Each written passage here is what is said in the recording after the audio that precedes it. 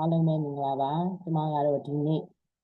ဆရာမောင်ဒီကြပြဆရာမောင်ဒီဘာသာပြန်ထားတဲ့ဝီဒိုဆိုတဲ့ကြပြလေးမြန်မာလိုအပြင်ဆိုရင်တော့လင်းသိမိန်းမဆိုတဲ့ကြပြလေးကိုရွတ်ပြမှာဖြစ်ပါတယ်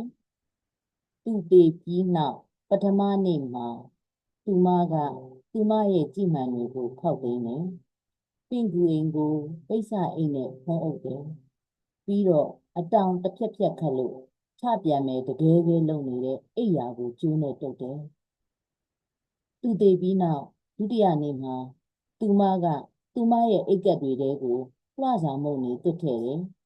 အိမ်ရဲ့ပခုံးကိုကြော်လို့စားတွေကိုပြစ်ကျဲတယ်ပြီးတော့သူမရဲ့ဂျိုင်းတစ်ဖက်စီမှာ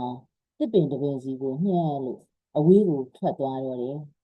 သူတည်ပြီးနောက်တတိယနေ့မှာသူမကသူမရဲ့မျက်ရည်တွေပေါ်စီတန်းနားခုန်နေတဲ့ခုံငတ်တွေကိုချိန်ဆတယ်စပစ်တီးတစ်လုံးကိုကြိုက်တယ်အဲ့ဒီစပစ်တီးက၎င်းရဲ့မှမွှေးနုနုတွေကိုသူမရဲ့လက်မျိုးတစ်လျှောက်ကျဲချတယ်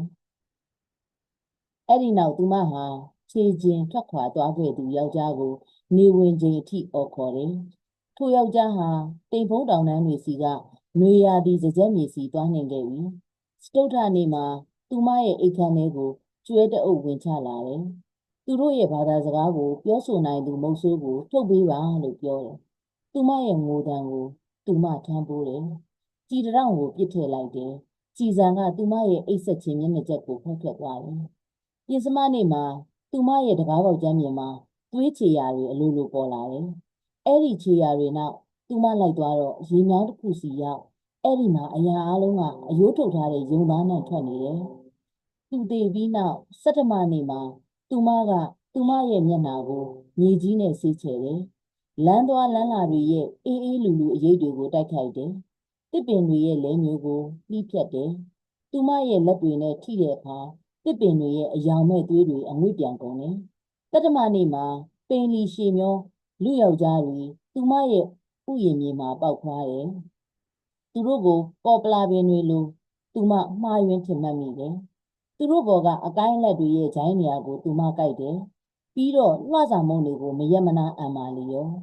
အထမနေ့မှာသူမရဲ့တကားမှာပင်လယ်ကမြင်းလို့ပြီးတယ်သူမဝမ်းပိုက်ရဲ့ရေကာတာတွေကိုသူမစီကြောတယ်ပြီးနောက်မြစ်ဝစီလှမ်းអော်ခေါ်တယ်အဲ့ဒီမှာယောက်ျားတွေကကြောက်ရှိခဲတွေလိုထိခတ်နေကြနဝမနေ့မှာဖူးငုံနေတဲ့မြူကိုနဲ့ပင်စိမ့်မင်တို့ကြားကခေါမိုးပေါ်မှာသူမရဲ့မျက်ရည်တွေကိုတုပ်တယ်ကြောက်တုံးတစ်ခုစီတဲကသူမကိုသူမပြန်ငေးကြည့်တယ်သူမရဲ့မျက်လုံးထဲမှာအကြောင်းအရာတွေတွေ့တယ်ဖျားเจ้าတစ်ကြောင်းရဲ့အကြောင်းထမှန်ရောင်စုံကွက်တွေလိုပေါ့ဒသမနေ့မှာသူကသူမရဲ့လက်ပွားတွေကနေတရှိန်ထိုးထွက်လာတယ်သူမရဲ့လက်သေးကွန်ပေါ်မှာထိုင်ချတယ်သူတောက်သုံးဖို့သူမပြောနေကြစကားလုံးတွေကိုတောင်းဆိုတယ်သူမရဲ့ဒူးနှစ်ဖက်စီကမတ်မော်အနံ့ကိုတောင်းဆိုတယ်အဲ့ဒီအရာတွေကိုဗိုက်ထဲရောက်ရင်ပြီးရောဆိုတဲ့ပုံစံမျိုးနဲ့သူမျိုးချတယ်ခီးလန်းတစ်လျှောက်သူ့မှာပျောက်ဆုံးခဲ့ပြီညင်းစဲခံရရဲ့အရာတာကိုပုံမင်မှုတ်သက်ခြင်းဗီဒီယိုအားလုံးကိုနားဆင်ပေးတဲ့အတွက်ကျေးဇူးအများကြီးတင်ရှိပါတယ်ရှင်